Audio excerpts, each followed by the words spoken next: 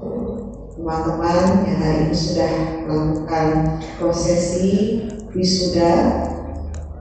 Mudah-mudahan teman-teman semuanya bisa berbahagia pada hari ini, karena hari ini teman-teman sudah mendapatkan rapor dari hasil kerja keras teman-teman ya selama beberapa tahun ke belakang.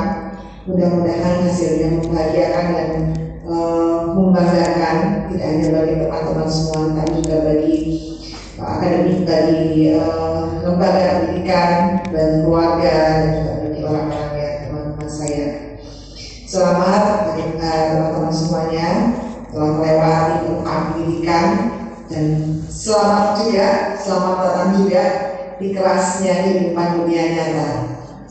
Karena setelah ini teman-teman tidak lagi hanya berpikir bagaimana harus menyelesaikan SKS yang harus teman-teman tempuh, bagaimana teman-teman harus menyelesaikan skripsi, ya, atau mungkin bahan-bahan lainnya, ujian lainnya. Tetapi yang harus teman-teman pikirkan adalah bagaimana keberlanjutan ya, dari ilmu yang sudah teman-teman peroleh selama beberapa tahun ini, dan untuk masa depan teman-teman semua. Saya sangat berbahagia bisa hadir menyaksikan teman-teman sekalian berhasil menyelesaikan pendidikan di Universitas Batu Indonesia dan Sekolah Tinggi Islam Belambangan. Semoga para wisudawan dapat mengaplikasikan ilmu, pengetahuan, keterampilan, dan nilai-nilai yang sudah diperoleh selama proses pembelajaran bertahun-tahun lalu. Saya ingin mengingatkan kepada kita semuanya, terutama para wisudawan yang hadir pada hari ini, tantangan kita ke depan boleh dibilang sangat berat. COVID-19 sudah mengubah tantangan dunia. Organisasi Buruh Internasional atau ILO ini menggambarkan bahwa dampak dari COVID-19 dalam dunia kerja adalah bencana. Ya, bencana dan 4 kali lebih parah dari krisis keuangan tahun 2008. Sedikitnya 220 juta orang di tahun ini menganggur. Dan kondisi ini diperkirakan juga terus terjadi ya, sekitar atau sampai ke tahun 2023. Memang penyebaran COVID-19 telah menyebabkan banyak gangguan, tidak hanya pendidikan, tidak hanya kesehatan, ya, tapi juga perekonomian.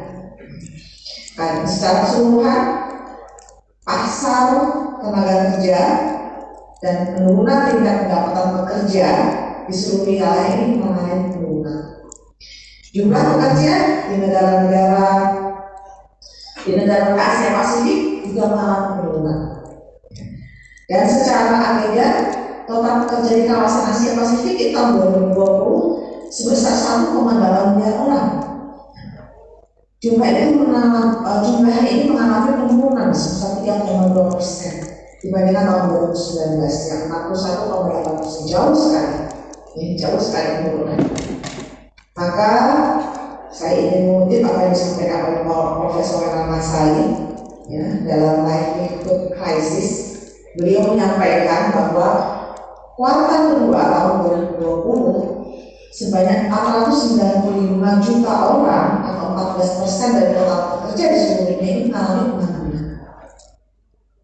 Dan sebagian besar dari mereka adalah pemula atau orang-orang yang baru lulus sekolah. Yang pertama ya.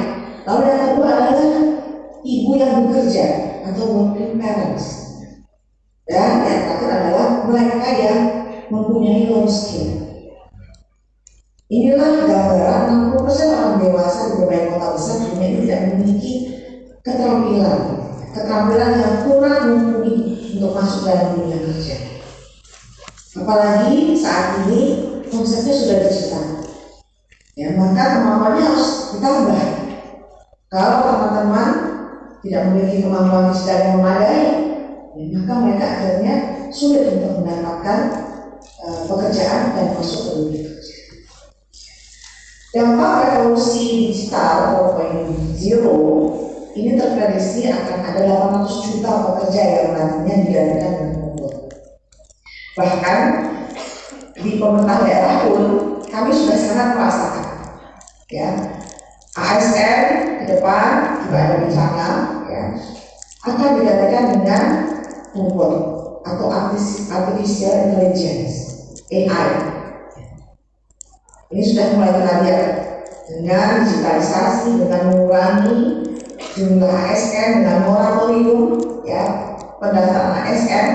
Nah, ini sudah menjadi indikasi bahwa ke depan sistem pelayanan di pemerintah daerah ini harus berdasarkan teknologi informasi. Maka ini juga akan berdampak bagi tenaga kerja yang juga berkurang.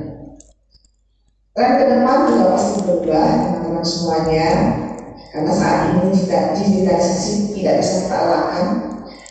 Kemarin di acara musrembang kami sudah menyampaikan bahwa banyak kantor-kantor perbankan yang tutup karena tergilas digitalisasi. Lebih dari 2.500 kantor cabang bank tutup, ya, setahun terakhir ini. Bukan karena bangkrut, sekali lagi, bukan karena bangkrut, tapi karena semakin sepinya orang datang ke kantor perbankan. Nah, ini contoh kasus saja, kisah pribadi saya. Saya bertahun-tahun tidak pernah datang ke kantor bank, sampai saya hilang buku tabungan saya. Kartu ATM saya sudah jadul sekali, tidak pernah, karena saking tidak pernah dipakainya, ya. Tapi ketika harus melakukan transaksi menggunakan ATM, ternyata ATM saya ini sudah tidak bisa digunakan, karena sekarang sudah menggunakan chip.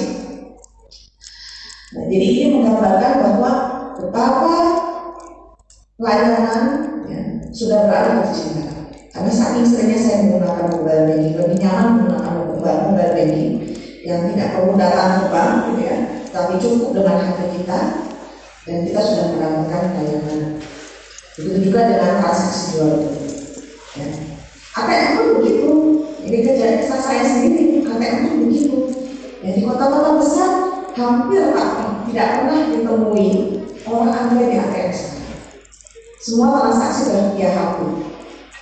Sudah lebih komplit, membayar apapun sudah bisa lakukan, bayar telepon, ya, bahkan beli tiket, ya, tiket pesawat, tiket kereta, bahkan mau booking hotel, semua bisa lakukan.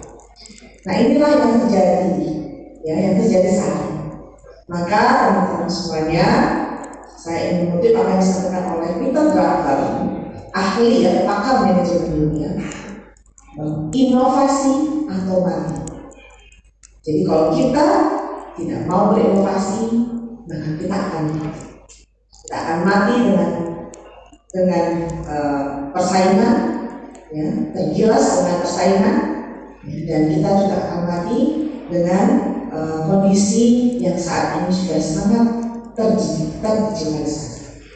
Maka teman-teman, ya, ayo kita belajar dari kasus-kasus yang sudah terjadi, produk-produk kelas dunia yang harus menghilang karena tidak berinovasi.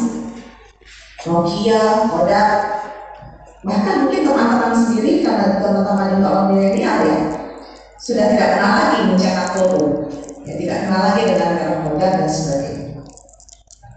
Inilah yang harus kita perhatikan. Dari 500 perusahaan, ini dari data yang saya dapat, dari 500 perusahaan kelas dunia yang sudah terdaftar di Fortune 500 pada tahun 1955, saat ini hanya tersisa 52 perusahaan yang masih eksis. Bayangkan, yang 400 sekian kemana? Sudah hilang. Jadi salah satunya tadi Nokia dan Kodak. Inilah yang menjadi gambaran kita semuanya. Ekosistem dunia kerja juga prediksi semakin fleksibel, ya, seiring pandemi COVID-19. Sejumlah laporan, ya, sudah memprediksi bahwa sistem kerja kombinasi alias hybrid working ini diprediksi bakal jadi tren tahun 2023. Laporan McKinsey yang dirilis Kata Data Indonesia ini juga menunjukkan bahwa pada pra-pandemi kita sudah mulai masuk pra-pandemi ya, akan menjadi endemi. Hanya 30% karyawan yang memilih sistem kerja kombinasi. Namun pasca pandemi, ketika kita sudah endemi, sebanyak 52% karyawan memilih sistem kerja yang hybrid. Karena ini sudah berubah pola-polanya. Ya, 2 tahun kita banyak melakukan pertemuan dengan Zoom, ya, sekolah dengan daring, gitu ya, kuliah dengan daring. Nah ini sudah berubah konsepnya. Maka banyak orang lebih senang bekerja dengan sistem hybrid karena mereka bisa melakukan beberapa pekerjaan gitu, dalam satu waktu. Ada sejumlah alasan memang ya kenapa mereka senang melakukan hybrid working ya, karena ya itu tadi yang bisa melakukan banyak hal dalam satu waktu. Lalu beban kerjanya saat ini juga sangat berat ya, tidak mudah lelah kalau melakukan hybrid, dan banyak hal lagi yang memang menjadi alasan bagi teman-teman atau dunia kerja saat ini lebih banyak menggunakan hybrid working. Beberapa hal yang tadi saya gambarkan ini menunjukkan betapa kerasnya kondisi di luar sana setelah teman-teman lulus dari perumahan kuliah. Bukan maksud saya menakut-nakuti teman-teman, ya, tapi saya ingin mengajak teman-teman semuanya harus siap dalam menghadapi berbagai perkembangan zaman. Harus terus mengupgrade kemampuan diri teman-teman semua. Jangan berpuas diri dengan apa yang sudah teman-teman peroleh. Mungkin teman-teman saat ini bisa mendapatkan IPK yang sangat baik, bisa lulus dalam keadaan kumlot. Tetapi kalau teman-teman tidak berinovasi, tidak melakukan cara-cara baru dan mengikuti zaman, maka teman-teman pun bisa tergilas dari perubahan zaman. Tapi saya juga ingin menyampaikan kepada teman-teman, ya, jangan pesimis, harus optimis, ya, karena di mana ada usaha, disitulah lapangan pekerjaan itu terbuka lebar.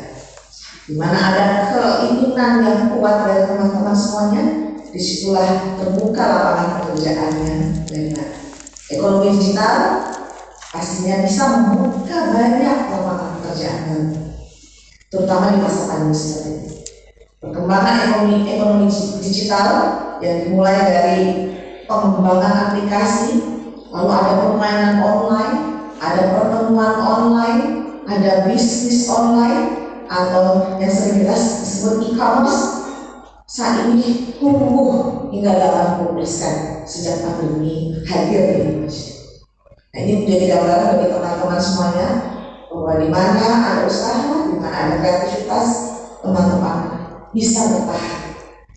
Ya, bisa bertahan dari beratnya kondisi lapangan pekerjaan yang saat ini sangat sulit. Bagi yang memiliki kemampuan digital minimalis, saya ingin mencontohkan, bagi teman-teman yang memiliki kemampuan digital yang ingin minimalis, maka kreativitas dan inovasi ini harus teman-teman kembangkan.